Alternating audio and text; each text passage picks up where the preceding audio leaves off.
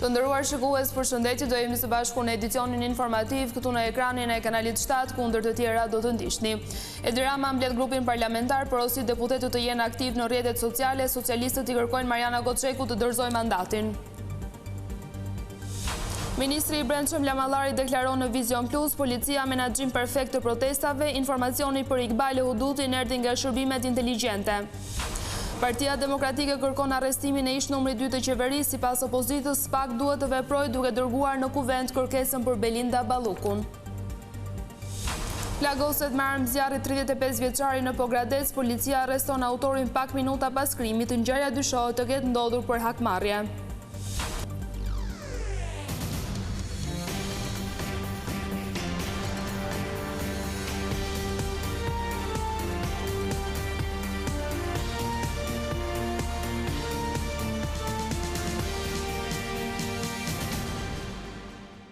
Vijojmë gjërësisht me lajmet. Kryeministri Rama kërkoi deputetëve socialistë të jenë më të pranishëm në rrjetet sociale, e po ashtu të njihen më nga afër me problemet e qytetarëve.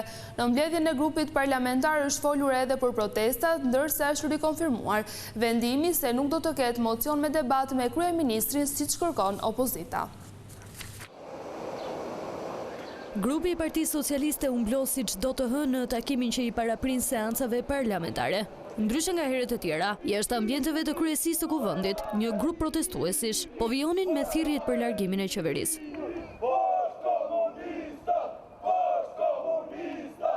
Mbledhja u drejtua nga kryeministri Edi Rama, ndërsa bëhet me dije se ai ka kërkuar nga deputetët e tij të jenë më aktiv në rrjetet sociale, jo vetëm sa i përket aktualitetit, por edhe që të njihen me problemet e qytetarëve.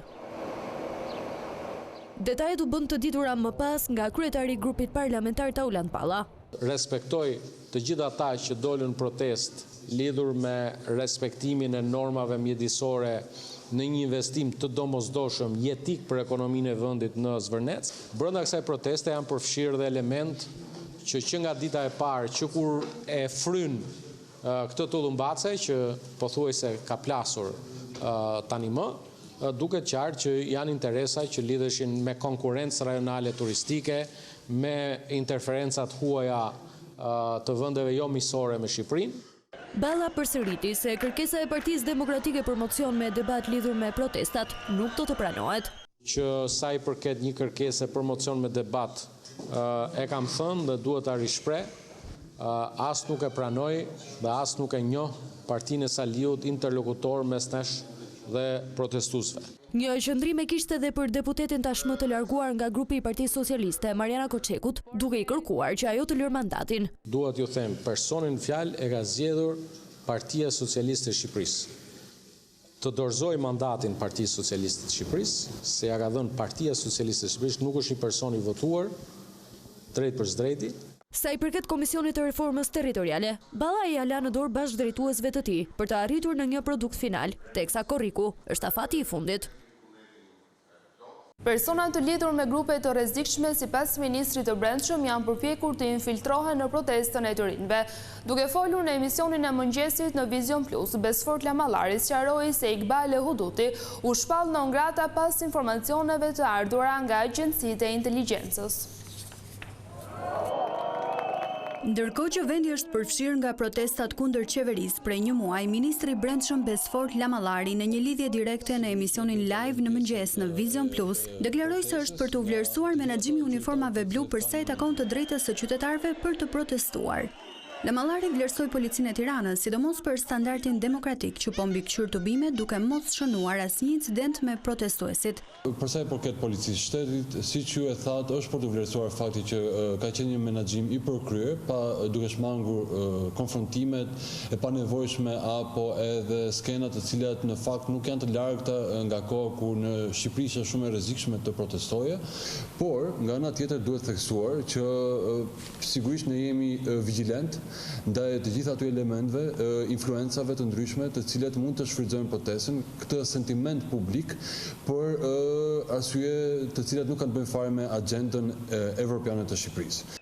Në fokus të policisë, sipas Lamallarit, janë personat e lidhur me grupe të infiltruara dhe të rrezikshme që kamuflohen pas protestave paqësore të qytetarëve dhe kanë për qëllim agjenda destabilizuese kundër Shqipërisë. Duke folur për vendimin për shpalljen e Iqbale Hudutit, person të padëshiruar në Shqipëri, Lamallari u shpreh se ky veprim është marrë pas mbledhjes së informacionit nga agjencitë ligjzbatuese dhe të inteligjencës, duke cilësuar atë si një person që përbën kërcënim për sigurinë publike dhe kombëtare. Një person i cili në fakt për kohësh duhet të ishte deklaruar non grata në Shqipëri dhe nuk duhet të kishte kurrësi kontakt me qytetarë të ndryshëm në vend, pasi grumbullova gjithë informacionin të ardhur nga agjencitë ligjzbatuese dhe ato të inteligjencës, vendosa që zonja të deklaroj personi pa dëshiruar në vend, duke nxjerrë më njëherë më pas dhe urdhrin e dëbimit. Dua të theksoj edhe një herë që zonja nuk ka qenë fare shtetase shqiptare dhe nuk do të hezitojmë kurse si të marrim masa të ngjashme apo edhe më të forta proporcionale sipas rastit. Duke u ndalur tek sezoni turistik, Lamallari prezantoi masat e sigurisë për mbarvajtjen e rendit në vend, duke përfshirë monitorimin e vijës bregdetare si dhe përdorimin e mjeteve të Frontex dhe Guardia di Finanza. Ai shtoi se do të përdoren edhe dron për monitorim ajror me qëllim parandalimin e incidenteve gjatë sezonit veror. Një pjesë është argëtimi, por nga ana tjetër detyra jonë është të garantojmë që nuk kemi incidente apo që argëtimi i dikujt të shndrohet në fatalitet për dikë tjetër. Prandaj 35 motor ujë, disa për tyre të sekuestruar dhe të menaxhuar nga agjencia për asetet e sekuestruara dhe të konfiskuara, 35 kafe të cilët janë në funksion plot nga Vilipoja deri në Ksamil për të monitoruar vijën bregdetare. Kemi mjete lundruese të agjencisë kufitare të Bashkimit Evropian Frontex, si dhe partnerëve tanë të për shumë kohëve Guardia di Finanza. Pjesë e bisedës së ministrit me moderatorët Brikena Prifti dhe Floriana Gëlliu ishte dhe takimet që Lamallari realizoi para pak ditësh në Europol. Ai theksoi se bashkëpunimi i policisë shqiptare dhe agjencive të huaja ligjzbatuese do të vijojë për goditjen e krimit të organizuar. Ministri e Ekonomisë Delina Ibrahimaj tha këtë të hënë se investimet në Zvërnes dhe Sazan do të nxisin më shumë si përmarrës të huaj të vinë në Shqipëri. Sipas saj, prania e kompanive të mëdha në vendin tonë është edhe një garanci për ruajtjen e standardeve europiane. Pavarësisht protestave, qeveria i qëndron ides për të investuar në Zvërnec. Edhe pse ende nuk ka një plan konkret, ministre Adelina Ibrahimaj thotë se nga një analizë paraprake, përfitimet e vendit nga investimet të tilla janë të shumta.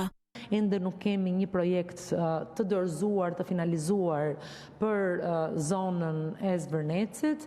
Është duke u punuar nga arkitekt, nga ekspert mjedisor, nga arkitekt të peizazhit, me qëllim që të dorëzohet një projekt i cili do të përmbush pa diskutim standardet e Bashkimit Evropian për sa i përket mjedisit. Do të mbajtur parasysh pa diskutim dhe se çfarë ndikimi do të ketë në investime të tjera të huaja që mund të tërhiqen në Shqipëri. Është e rëndësishme që një investimi këtij standardi të vinë në vend me qëllim që të vendos një tjetër standard për ofrimin e shërbimeve të turizmit dhe për bizneset ekzistuese.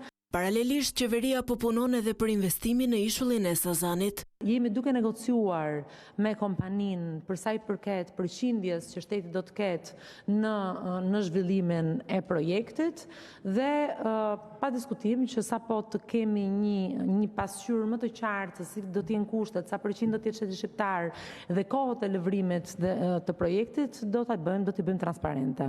Brenda vitit do të jetë gati edhe një paketë re ligjore për investimet, duke i dhënë fund kështu shtyrjes së një pasnjëshme të afatit të ligjit për investimet strategjike.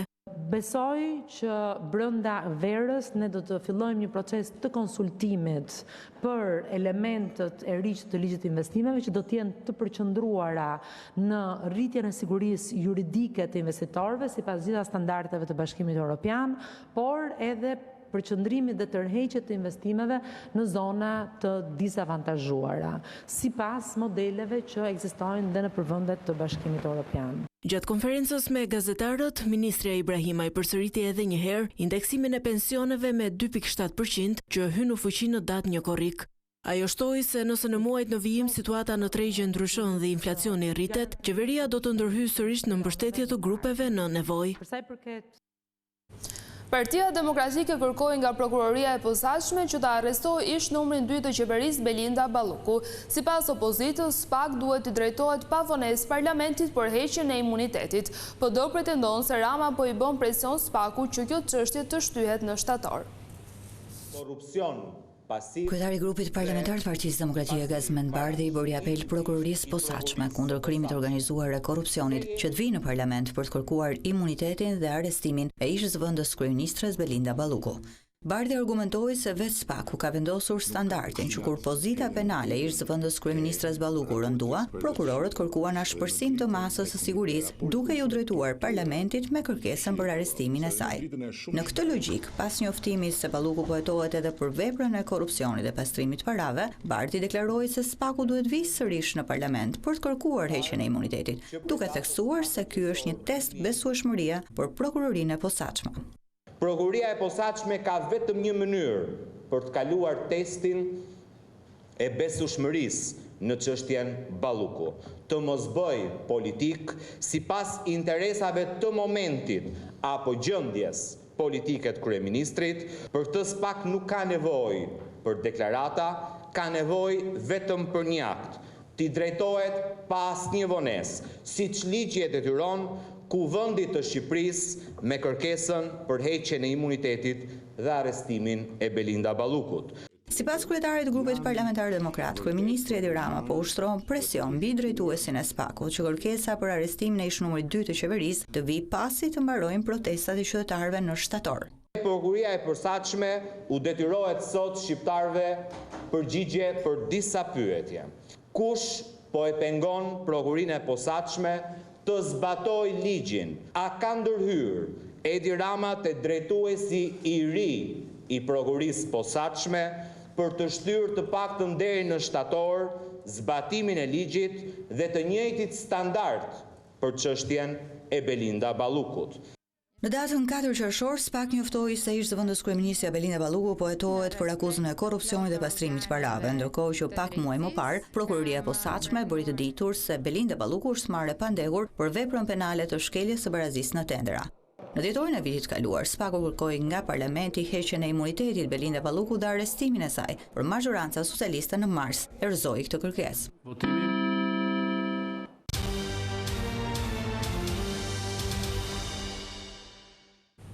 Një ngjarje e rëndë ndodhi këtë të hënë në dalje të qytetit të Pogradecit, ku një 35 vjeçar ka mbetur i plagosur me armë zjarri.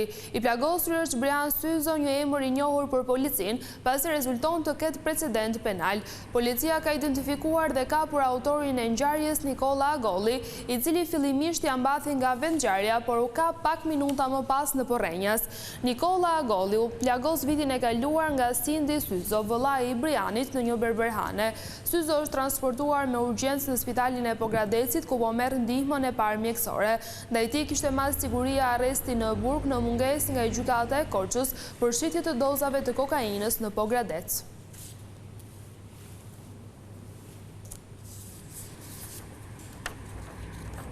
Ambasadori i Bashkimit Evropian Silvio Gonzato apeloi që pavarësia e sistemit të drejtësisë të mos jetë vetëm në ligje, por një perceptim real. Standardet e Unionit sipas diplomatit të Brukselit arrihen nëpërmjet punës së përditshme të gjyqtarëve dhe prokurorëve. Ndryshimi i perspektivës është sfida e re e drejtësisë. Ky është mesazhi që dha ambasadori i Bashkimit Evropian në Tiranë Silvio Gonzato në një konferencë që në thelb kishte marrëdhënien mes medias dhe gjyqësorit. Arritja e standardeve europiane nuk bëhet vetëm me miratimin e ligjeve, por edhe përmes punës së përditshme të gjyqtarëve dhe prokurorëve, sepse ju do të jeni ata që do të siguroheni që ligji të zbatohet. Institucionet nuk krijohen vetëm nga ligjet, por kërkojnë edhe ndryshim kulture. Unë nuk jam i bindur ende që është arritur ky ndryshim mendësie. Duhet të mishëroni kulturën e pavarësisë së drejtësisë, jo vetëm me ligje, por edhe me sjellje profesionale dhe udhëheqje morale. Prokurori i përgjithshëm Olsian Çela thotë se ndryshimi i qasjes kërkon kohë, sepse është një marrëdhënie e themeluar në vazhdimsi.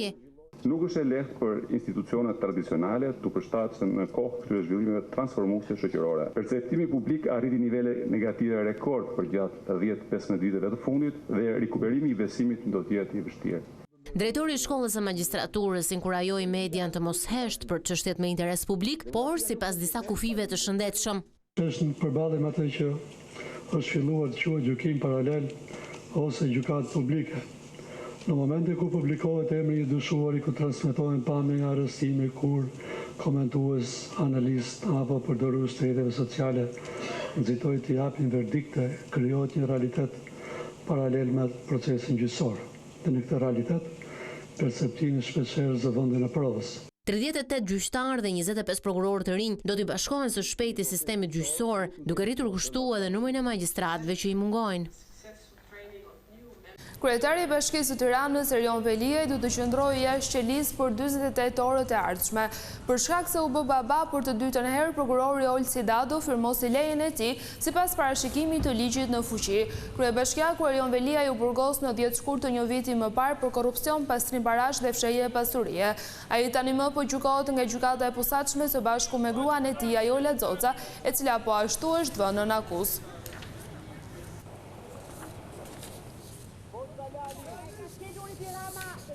Është inauguruar këtë të hënë në Tiranë godina e re e maternitetit Mbretëresha Geraldin. Ky investim ka sjellë hapësira të reja si dhe pajisje moderne. Kryeministri Rama premtoi më shumë mbështetje për shëndetësinë si dhe rritje pagash për mjekët dhe infermierët. Materniteti Mbretëresha Geraldin ka hapur dyert të ambienteve të reja pas 5 vitesh punime për rindërtimin e tij. Pjesë e inaugurimit ishte dhe kryeministri Edi Rama, i cili theksoi se sistemi i shëndetësisë sa vjen dhe përmirësohet, ndonse pranoi se ka ende nevojë për më tepër investime. Kemi shumë çka për të numëruar, por nuk kemi shumë nga ato probleme që kishim. Jo larg, po një dekadë më parë. Nuk kemi numrin maramëndës të infeksioneve postoperatore që mbanin njerëzit me ditë tëra në spital mbas operacionit si rezultat i kushteve jashtëzakonisht vështira higjienike dhe si rezultat i instrumentave mjekësor tërësisht të dalë boje. Me ironi, Rama ju përgjigj atyre personave që kritikojnë sektorin e shëndetësisë. Transformimi i shëndetësisë është në sytë e të gjithë atyre që duan të shohin, por shëndetësia është në të njëjtën kohë edhe në gojet e të gjithë atyre që nuk duan të shohin. Duke cilësuar mjekët si heronj, kreu i qeverisë premtoi rritje pagash për ta, si dhe për infermierët. I kemi rritur shumë ndjeshëm, por dua që të jeni të bindura, se këtu shumica janë gra për fatmirë, që ne do të vazhdojmë të rrisim pagat. Materniteti tashmë i rikonstruktuar do të ofrojë shërbim për mbi 20.000 pacientë në vit.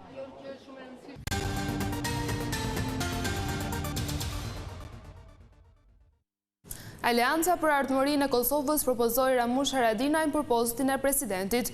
Kjo forcë politike bëri të ditur se kreu i shtetit duhet zgjedhur me garë për të dhënë fund të ngërçit institucional. Çështja e presidentit në Kosovë vjen të mbetet pas zgjidhje, ndërsa opozita vjen me një propozim të ri për të dalë nga ngërçi institucional. Aleanca për Ardhmërinë e Kosovës propozon që zgjidhja të vijë përmes një gare për kreun e shtetit, ku kandidati i opozitës do të ishte Ramush Haradinaj.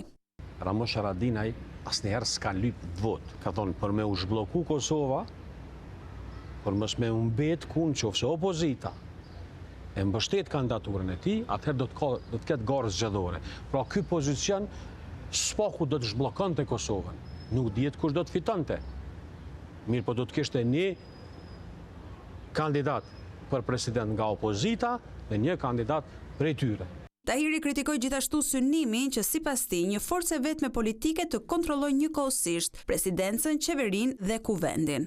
Nuk muj me vazhdu me një pozicion ku një parti dën me marrë 3 pozicione, me zaptu 3 pozicionet edhe atëherë do të thotë me shpall shtetin parlamentar në një shtet autoritar. Deputeti i AK-s nuk përjashtoi mundësinë që bllokada institucionale të vazhdojë, çka mund të çojë Kosovën sërish drejt zgjedhjeve të reja, nëse palët politike nuk arrin konsensus për zgjedhjen e presidentit. Të nderuar shikues, ishte gjithçka e përgatitur edhe për këtë edicion informativ. Bashkë ndajemi këtu, natën e mirë.